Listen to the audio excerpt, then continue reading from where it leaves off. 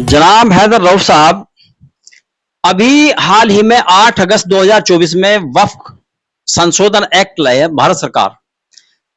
उसमें हमारे यहाँ सहारनपुर में एक वक्फ है, वक्फ नंबर 322। सरकार वक्फ एक्ट में संशोधन लाई। सरकार संशोधन क्यों लाई, इसलिए लाई, इसके ऊपर एक पार्लियामेंट में जेबीसी बनी है और उसमें तमाम दलों के सदस्य हैं, उस एक्ट के मसौदे पर विचार कर रही है। लेकिन मैं समझता हूं सरकार ने इस एक्ट को लाने में जल्दबाजी की। देखिए, वक्फ में गड़बड़ियां बहुत चल रही हैं, इससे इनकार नहीं किया जा सकता। और वक्फ में गड़बड़ियां करने वाले 98% जो लोग हैं वो मुसलमान हैं, 2% लोग उसमें गैर मुस्लिम हैं। वक्फ को खुर्द करने वाले ज्यादातर लोग मुसलमान हैं, 98%, 2% लोग कहीं जाके वो गैर मुस्लिम निकल सकता है। पंजाब हरियाणा में इसके बरक्स स्थिति है।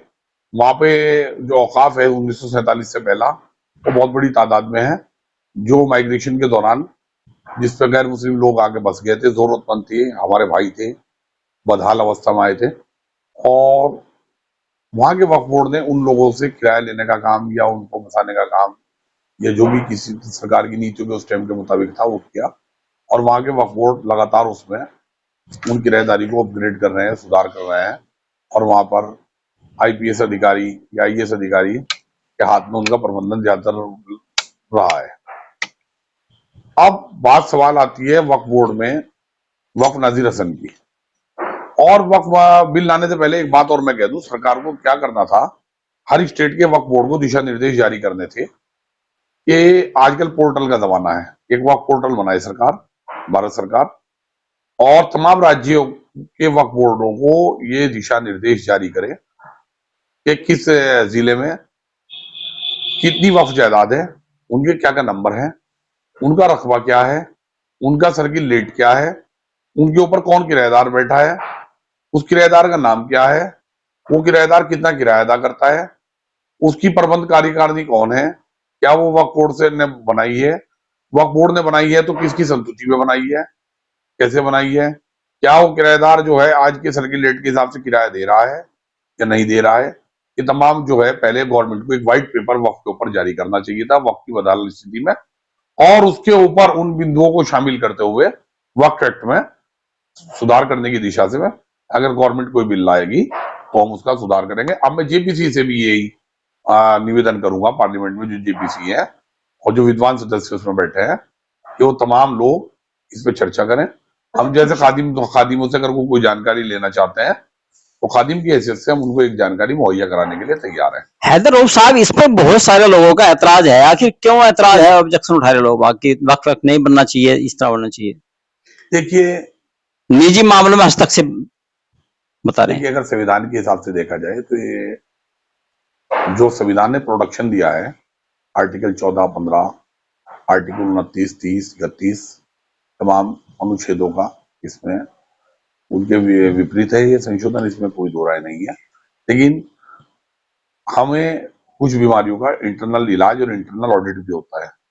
हमें अपने आसपास की वक्फ प्रॉपर्टी में निगाह डालनी चाहिए, समाज के नौजवान तबके को, और ये देखना चाहिए वो बदहाल क्यों है, उनको बदहाली में ले जाने वाले कौन है, और तमाम लोग जो उन पर काबिज हैं क्या वो लोग उसके मुस्तहिक है। देखिए, औकाफ का मतलब ये था, अल्लाह के रसूल ने जो है सबसे पहले उनका बाग, या उससे पहले हजरत उस्मान ने खरीदा हुआ, जब अल्लाह के रसूल मदीने पहुंचे, पानी की किल्लत थी, एक कुआ खरीद के यहूदी से आम कर दिया था, वो वक्फ आम था, वो पानी की किल्लत थी अरब के इलाके में, पानी बिकता था, यहूदियों का कंट्रोल था कुएं पे पानी पे, तो उसे सबके लिए आम किया था, कोई मुसलमान। हैदर रऊफ साहब, गत अभी हाल ही में 18 अगस्त को मज़ाहिर उलूम की शूरा की मीटिंग हुई है जी। तो आप क्या समझते हैं, मीटिंग में किस तरह के फैसले आपकी जानकारी में आए हैं?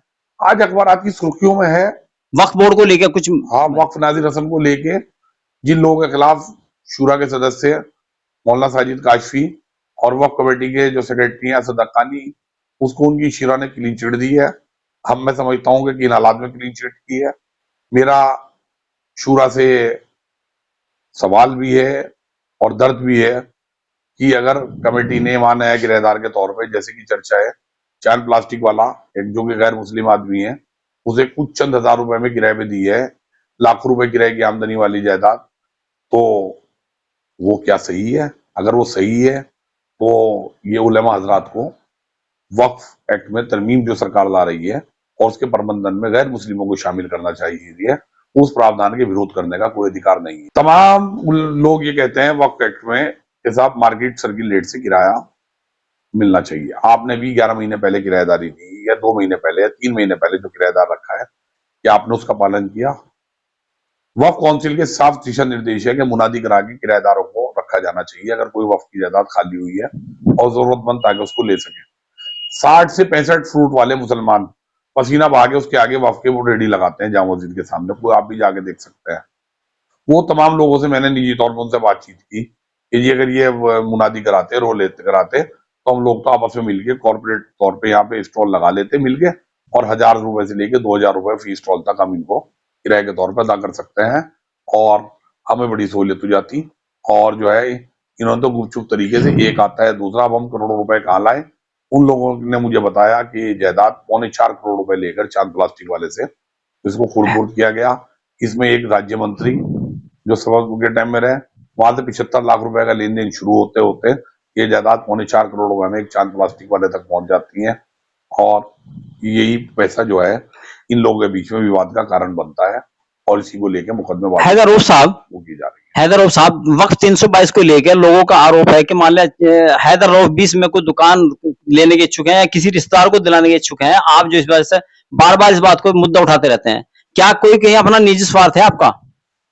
देखिए, जब मैंने सबसे पहले इसमें आवाज उठाई तो उन राज्य मंत्री ने अपने एक गुर्गे के जरिए मेरे पास वो कहलाया कि साहब इसमें आप एक दुकान ले लीजिए और आप खामोश रखिए, हल्का हाथ रखिए। वो आदमी आया, मैंने उस आदमी को कहा भाई तुमने पार्टी के लिए बहुत वो दी है, राज्य मंत्री साहब के लिए वो दी है, तुम भी बता लो, तुम्हारे बच्चे भी परेशान है और तुम एक काम करो, एक दुकान मुझे ही नहीं, ये 8 की 8 दुकान राज्य मंत्री साहब के नजदीकी लोगों को ही दे दी जाएगी। मुस्तहिक लोग वो छांटेंगे, मदरसे की किराए की रसीद कटेगी, बोली होगी, जो ज्यादा किराया देगा वो होगा। अब 8वीं दुकान जो तुम मेरे देने के लिए लाए हो, 7 दुकानों की बोली होने के बाद आप ये कहना कि भाई एक दुकान की हैदर रऊफ को दे दी जाए, इन्होंने आवाज उठाई इसकी। मैं ये कहूंगा कि नहीं भाई मुझे नहीं चाहिए, ये इस आदमी को दे दी जाइए जो बदहाल अवस्था में है, जैसा कि आप हो, आपको दी जानी चाहिए। और जो दूसरों ने किराया दिया, जो सबसे कम किराए पे गई, उस दर पे दे दी जानी चाहिए। हाँ, हैदर रऊफ का स्वार्थ है इस वक्त के अंदर, हैदर रऊफ की एक मांग है, बिल्कुल है। हैदर रऊफ कहता है कि इस छत को हम किसी भी हालत में किसी नहीं देने देंगे, नीचे गरीब जो है ये फ्रूट वाले बसाए जाने चाहिए, 60-70 हजार रुपए इसकी वक्त की आमदनी आएगी। और मदरसा वो तो 1000-2000 रुपए में संतुष्टि है किराया लेके, उसे तो ज्यादा पैसों की जरूरत ही नहीं है, वो तो लुटाने के लिए तैयार है बेनिफिशियरी के तौर पे। शूरा जिसको शूरा जिसने कुछ जिन लोगों ने सर्टिफिकेट दिया, अभी शूरा भी शूरा नहीं है, ये एक रजिस्टर्ड सोसाइटी के अराकीन है जिसको उन्होंने शूरा का नाम दे रखा है, वो मैं किसी और उसमें बताऊंगा आपको। और ये जायदादें वक्फ बोर्ड की जायदादों पे सोसाइटी ने भी कब्जा कर रखा है, मदरसा मदाइलूम की, और इसके लेके तमाम विवाद चल रहे हैं। जबकि जिन लोगों ने औकाफ की जायदाद मदरसा मदाइलूम को दी थी, मदरसा मदाइलूम वक्फ को दी थी, इसके मुतवल्ली मुफ्ती मुजफ्फर हुसैन साहब थे, इसके मुतवल्ली आज मोहम्मद सईदी साहब हैं। और मेरी जानकारी के मुताबिक मदरसा मदाइलूम की 426 या 28 वक्फ जायदाद है, जिनमें से 384 या 88 लोग मदरसा मदाइलूम वक्फ में किराया जमा करते हैं। अच्छा हैदर रऊफ अब साहब, बात रह गई इसकी कि हैदर रऊफ की बीच में सवाल ले गया, हैदर रऊफ को चाहिए जायदाद निजी, छत चाहिए हैदर रऊफ को, इसलिए चाहिए कि हैदर रऊफ पल्ला पसार के शहर में कनस्तर लेके और 4-6 कमरे या एक हॉल बना के वहां पे उसमें पार्टीशन करके वहां मुस्लिम बच्चियों को और बच्चों को जो नीट और इंजीनियरिंग की कोचिंग के नाम पे जिनके माँ बाप 2-2 और 3-3 लाख रुपए देने के लिए मजबूर है, उस कोचिंग को 50,000 या 40,000 रुपए में कराने के लिए तो अच्छी फैकल्टी लाके IIT और मेडिकल कॉलेज के रिटायर्ड डॉक्टर लाके कराने के लिए हैदर रऊफ साहब, वक्फ 322 में जो कमेटी बनी हुई है, इसमें क्या उनका जो परिवार का सदस्य होना चाहिए या उनके आल में से कोई है वक्फ नाजिर हसन साहब? बहुत अच्छा सवाल है, इसका मतलब आपको इसके बारे में काफी जानकारी है, आपने इसमें काफी अध्ययन किया है, खुद ही पत्रकार को ऐसा ही करना चाहिए, मैं इसके लिए आपको मुबारकबाद दूंगा। वक्फ नाजिर हसन जो है 1904-5-6 के दौरान वक्फ नाजिर हसन साहब यहाँ वकील हुए, और नाजिर हसन साहब जो वकील हुए ये इलाहाबाद से आए थे, रहने वाले रामपुर मनियारान के थे। ये जस्टिस महमूद के वहां पे पेशकार थे, उस जमाने में पेशकार वगैरह का तकर्रुर जो है जज अपने हिसाब से किया करते थे। जस्टिस महमूद साहब जो थे चीफ जस्टिस इलाहाबाद थे और सर सैयद साहब के बेटे थे। जब वो वहां पर रिटायर्ड हो गए तो उन्होंने कहा भाई तुम क्या करोगे, तुम यहाँ से वकालत पास कर लो। अब मौलवी थे ही ये, मौलवी और वकालत, मौलवी लोग वकालत भी करते थे उस टाइम। वो वकील की डिग्री लेके सहारनपुर चले आए। सहारनपुर के जमींदारों ने, पैसे वाले लोगों ने उनको हाथों हाथ लिया। सिविल के बहुत बड़े वकील हुए वो, और बार एसोसिएशन की शायद सहारनपुर में प्रेसिडेंट भी रहे। बार रूम में उनकी आज भी फोटो लग रही है। अब उनकी जायदाद में उस जमाने में उनका एक लड़का था, वो भोपाल रियासत का गालिबन वजीर आजम होता था। वो बेवक्त उनकी मौत उन्हीं की जिंदगी में गुजर गया। उसने शायद 2 शादी की। उनकी शादियों से उनको अब फिलहाल उनके आलम में कौन है? वही आ रहा हूँ सिलसिला। फिलहाल उनके आलम में कौन है? एक लड़की मुनिया बेगम मेरी जानकारी में है जो देवबंद में है। उनका लड़का है प्रिंस नवेद के नाम से मेरे पे टेलीफोन पे संपर्क हुआ था। और उनकी एक बहन है वहां पे मुजफ्फरगंज में, जो शायद डीजीसी रेवेन्यू है। और प्रिंस नवेद ने मुझे अभी बताया था कि साहब ये जमाने नाना की जायदाद है। और मैंने कहा भाई फिर इन लोगों ने जो आपने सवाल उठाया 1964 के एग्जीक्यूशन में लिखा हुआ है, वकीफ के परिवार में से आल में से कोई होना चाहिए। उसमें ये लिखा हुआ है कि 3 आदमी मदरसा मदाइलूम से होंगे और 2 आदमी इसमें उनके खानदान के होंगे, और आल में से होंगे या खानदान में से होंगे, आल में से या खानदान में से।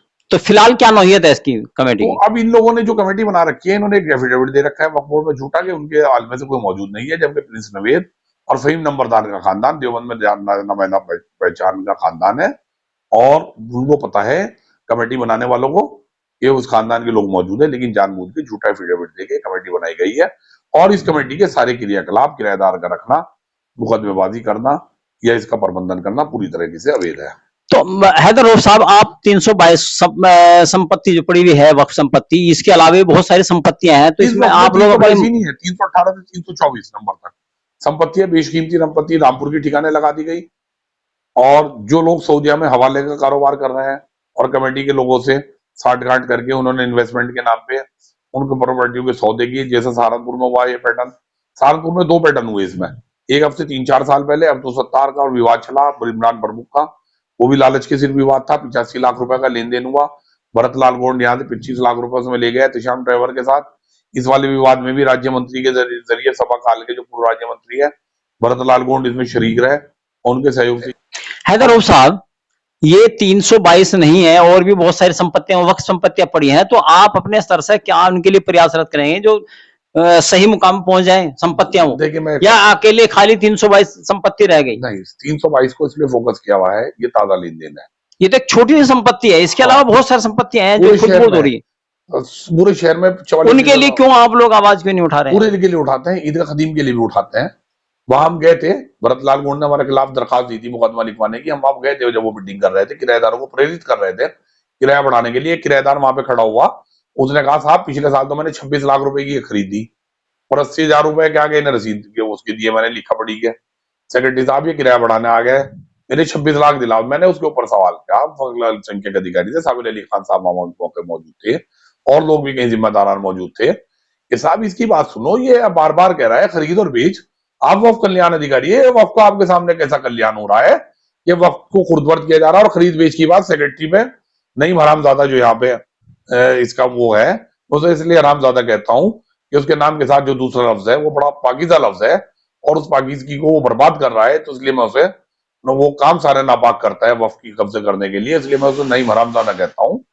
और वो उसने तमाम वहां पे जो है, अब आप इससे अंदाजा लगा लिए 1990 जब वह तमाम सिविल के कानूनों में ये है कि मार्केट सर्किल रेट से मालिक किराया वसूल कर सकता है, वहां 52 बीघे या 55 बीघे की ईदगाह खदीम, आप काजी नदीम से जाके दर्ज सुने, वो 55 बीघे की ईदगाह की आमदनी आज के ऑडिट के मुताबिक वक्फ बोर्ड के मात्र 1.5 लाख रुपए महीना है ईदगाह पे, जहां पे तमाम 50-100 आड़तें चलती हैं, जहां पे करोड़ों रुपए का लकड़ी का व्यापार होता है, जहां पे एक एक दुकान उसी वक्फ में अगर आप खरीदने के जाए, ट्रांसफर कराने के लिए जाए किसी पुराने किराएदार से, तो 40 से 50 लाख रुपए का रेट एक दुकान का वहां मौजूद है, जो पगड़ी का है, पगड़ी जिसे कहते हैं, और 1011 रुपए की रसीद है।